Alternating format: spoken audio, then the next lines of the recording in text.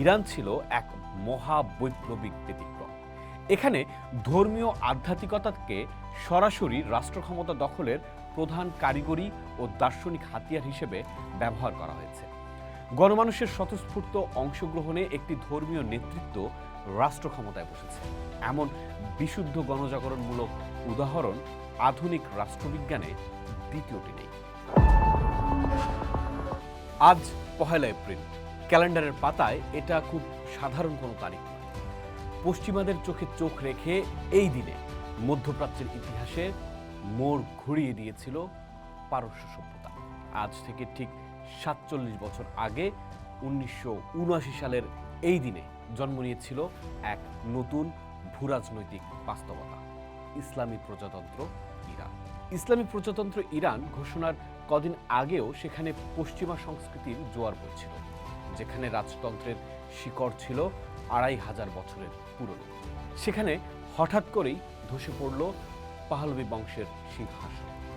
আকাশ কাঁপিয়ে গর্জে উঠল লাখো মানুষের কণ্ঠস্বর। অনেকে ভেবেছিলেন এটি কেবল একনায়কতন্ত্রের বিরুদ্ধে সাধারণ বিদ্রোহ, কিন্তু শেষমেশ দেখা গেল এটি ছিল আধুনিক সমাজতত্ত্বের সব সেকুলার সূত্রকে ভুল প্রমাণ করে দেয়া এক আধ্যাত্মিক বিস্ফোরণ। কিন্তু তা কিভাবে সম্ভব হলো? কিভাবে রাজতন্ত্রের বিরুদ্ধে দীর্ঘ লড়াই করা তুদে পার্টির মতন সুসংগঠিত বামপন্থীদেরও হটিয়ে দিয়ে শেষ হাসি হাসলেন আয়াতুল্লাহ রুহুল্লাহ খামেনি?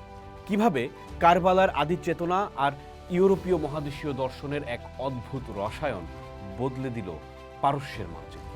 বিপ্লবের আগে প্রায় 38 বছর ইরান শাসন করেছিল পাহলভী বংশের শেষ সম্রাট মোহাম্মদ রেজা শাহ। তার শাসন ছিল আধুনিকতার চাকচিক্যে মোড়ানো এক নিচ্ছিদ্র একনায়কতন্ত্র। তার কুখ্যাত গোপন পুলিশ বাহিনী সাভাকের অমানবিক পেশনে জনগণ ছিল অতিষ্ঠ। শাহ চেয়েছিলেন ইরানকে দ্রুত গতিতে পশ্চিমা ধাঁচে সাজাতে, যাকে তিনি বলতেন শ্বেত বিপ্লব। কিন্তু এই গতির আড়ালে ছিল সাংস্কৃতিক বিযুক্তি। সাধারণ ইরানিদের কাছে এটি ছিল তাদের হাজার বছরের যাপিত ধর্মীয় ও সাংস্কৃতিক সত্তার ওপর এক সরাসরি ঔপনিবেশিক আঘাত। এখানেই একটি চমৎকার মনস্তাত্ত্বিক ও ঐতিহাসিক দিক আছে। ইরানের সাধারণ মানুষ পাহলভীর ক্ষমতা দখলকে ঐতিহাসিকভাবে হজরত আলী রাদিয়াল্লাহু আনহুর পুত্র ইমাম হুসেইন রাদিয়াল্লাহু আনহুকে হত্যা করে ইয়াজিদের ক্ষমতা দখলের সমান্তরাল মনে করত। শিয়া প্রধান ইরানি জনমানুষে শাহের এই শাসন ছিল অনৈতিক ও কারবালার ট্র্যাজেডির মতো এক অধর্মীয় আভিজাত্য। এই সুপ্ত ধর্মীয় ক্ষোভের লাভাস্রোতী বিপ্লবের আগ্নেয়গিরিকে জীবন্ত করে তুলেছিল। 1979 সালের জানুয়ারি রাজপথে তখন মানুষের উত্তাল সমুদ্র। নির্বিচার গুলি চালিয়েও যখন গণজাগরণ থামানো যাচ্ছিল না, তখন শাহ দেশ ছাড়তে বাধ্য হলেন, যাকে ইতিহাসবিদরা বলেন অনিচ্ছুক রাজার চিরবিদায়। ঠিক তার পরপরই নাটকীয়ভাবে দীর্ঘ 15 বছরের নির্বাসন শেষে প্যারিস থেকে ফিরলেন আয়াতুল্লাহ রুহুল্লাহ খামেনি। মেহরাবাদ বিমানবন্দর থেকে বেহেশতি জাহারা পর্যন্ত 20 কিলোমিটার পথ পাড়ি দিতে তার সময় লেগেছিল 6 ঘন্টা, কারণ পুরো ইরান তখন রাস্তায় নেমে এসেছিল। কিন্তু এই বিপ্লব কেন অন্য সব বিপ্লবের চেয়ে আলাদা? ইতিহাসে ধর্মীয় সংস্কার অনেক হয়েছে। জার্মানিতে মার্টিন লুথারের প্রোটেস্ট্যান্ট সংস্কার বা ফ্রান্সে হিউগেনোদের বিদ্রোহ ছিল মূলত সামাজিক বিবর্তনের অনুষঙ্গ। এমনকি নিকারাগুয়ায় সান্দিনিস্তা বিপ্লব মুক্তির ধর্মতত্ত্ব থেকে অনুপ্রেরণা নিলেও শেষমেশ তার হ্রাস ছিল মার্ক্সবাদীদের হাতে। কিন্তু ইরান ছিল এক মহাবৈপ্লবিক ব্যতিক্রম। এখানে ধর্মীয় আধ্যাত্মিকতাকে সরাসরি রাষ্ট্র ক্ষমতা দখলের প্রধান কারিগরি ও দার্শনিক হাতিয়ার হিসেবে ব্যবহার করা হয়েছে। গণমানুষের স্বতঃস্ফূর্ত অংশগ্রহণে একটি ধর্মীয় নেতৃত্ব রাষ্ট্র ক্ষমতায় বসেছে, এমন বিশুদ্ধ গণজাগরণমূলক উদাহরণ আধুনিক রাষ্ট্রবিজ্ঞানে দ্বিতীয়টি নেই। অনেকে মনে করেন এই বিপ্লব ছিল কেবল আলেমদের, কিন্তু এর দার্শনিক ভিত গড়ে তোলায় ইউরোপীয় দার্শনিক চিন্তার এক অদ্ভুত কিন্তু বিশাল ভূমিকা ছিল।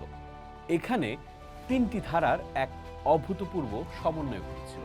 প্রথমটি খোমেনির বেলায়েতি ফকিহ বা ইসলামী রাষ্ট্রভাবনা, দ্বিতীয়টি ছিল ইউরোপীয় অস্তিত্ববাদ, যার প্রবক্তা ছিলেন জ্যাঁ পল সার্ত্রে ও হাইডেগারের মতো দার্শনিকেরা। আশ্চর্যের বিষয় হলো এই ইউরোপীয় দর্শনকেই জালাল আলী আহমদ এবং ডক্টর আলী শরীয়তির মতো চিন্তাবিদরা শিয়া লিবারেশন থিওলজি হিসেবে রূপান্তর করেন। শরীয়তি ফরাসি দার্শনিক মিশেল ফুকোর পাশ্চাত্য আধুনিকতা বিরোধী বয়ানকে ব্যবহার করে ইরানি তরুণদের শিখিয়েছিলেন যে ধর্মই হতে পারে শোষণের বিরুদ্ধে সবচেয়ে বড় রাজনৈতিক সাবোটেজ। বিপ্লবী আন্দোলনের তুদেহ পার্টির মতো সোভিয়েতপন্থী বাম দলগুলো ছিল কৌশলগতভাবে সবচেয়ে নিপুণ। কিন্তু চূড়ান্ত পর্যায়ে দেখা গেল বামপন্থীদের সব ডায়ালেকটিক্যাল ম্যাটেরিয়ালিজমকে নস্যাৎ করে দিয়ে অসংগঠিত আলেমরাই পুরো আন্দোলনের হেজিমনি নিয়ে নিলেন। এটি আধুনিক সমাজতাত্ত্বিকদের সেই তত্ত্বকে ভুল প্রমাণ করল যে আধুনিক সমাজে ধর্মের আবেদন ফুরিয়ে যাবে।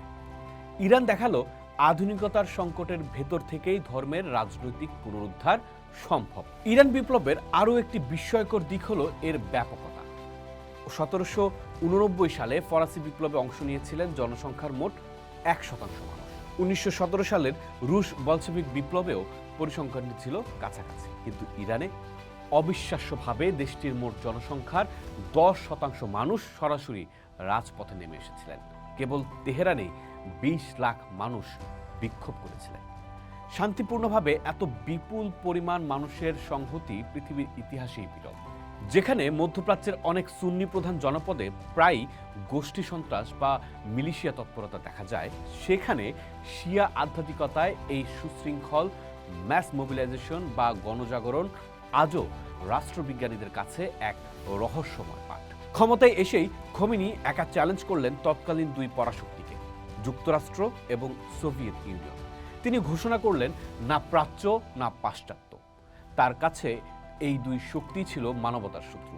এই বিপ্লবের ধাক্কায় যুক্তরাষ্ট্রের পরাশক্তি দম্ভ কেবল ধূলিসাৎই হয়নি, তেহরানের মার্কিন দূতাবাসে জিম্মি সংকট ওয়াশিংটনের দীর্ঘস্থায়ী ক্ষত তৈরি করেছিল। অন্যদিকে সোভিয়েত ইউনিয়নের পতনের বীজও যেন এখানেই বোনা হয়েছিল, কারণ ইরানের এই ঈশ্বরমুখী বিপ্লব নাস্তিক্যবাদী কমিউনিস্ট সাম্রাজ্যের নৈতিক ভিত কাঁপিয়ে দিয়েছিল। আজ 47 বছর পর ফিরে তাকালে দেখা যায় সেই বিপ্লবের অনেক প্রতিশ্রুতি হয়তো পূরণ হয়নি। শাহের সাবাক পুলিশের ছায়া হয়তো ভিন্ন নামে ফিরে এসেছে, কিন্তু সমাজতাত্ত্বিক ও রাজনৈতিক দৃষ্টিকোণ থেকে ইরানের এই বিপ্লব আজও এক অমীমাংসিত মহাকাব্য। এটি কি কেবলই আধুনিকতার বিচ্যুতি, নাকি পেছনের দিকে হেঁটে এক নতুন ভবিষ্যতের দিকে অগ্রযাত্রা? ইতিহাসের পাতায় ইরান বিপ্লব এক আকস্মিক এবং ধ্রুপদী স্পিরিচুয়াল রিভল্ট হিসেবেই অমর হয়ে থাকবে। পোস্ট দেখুন, ভাবুন, করুন, থাকুন পোস্টের সাথে।